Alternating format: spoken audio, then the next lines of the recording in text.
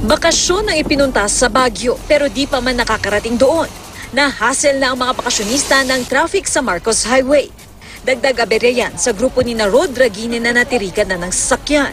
Akala namin nag-overheat pero siguro yung umusok kasi yung ilalim, siguro sa clutch niya siguro.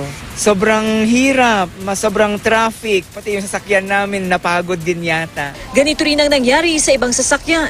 Nakaka-stress. Abala sa oras, tapos traffic pa, kasabay-sabay. Yun. Sobra po kasi kanina pa po kami, tsaka mabagal po umusad. Yung kaya siguro po na umusok yung clutch.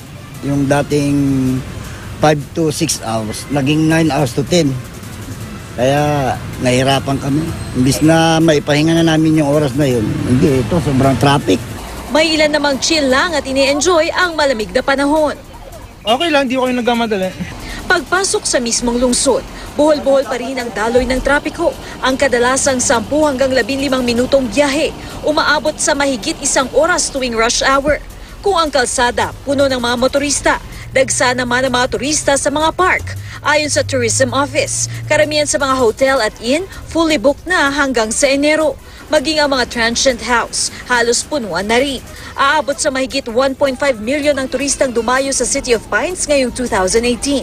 Mas mataas na mahigit 200,000 noong nakaraang taon. Sa Boracay, dagsa rin ang mga turista sa kabila ng banta ng bagyong Usman. Pero pagsapit ng gabi, sobrang dilim naman dahil sa moratorium sa night parties na ipinatutupad ng Department of Tourism. Ako si Katrina Son, ang inyong saksi.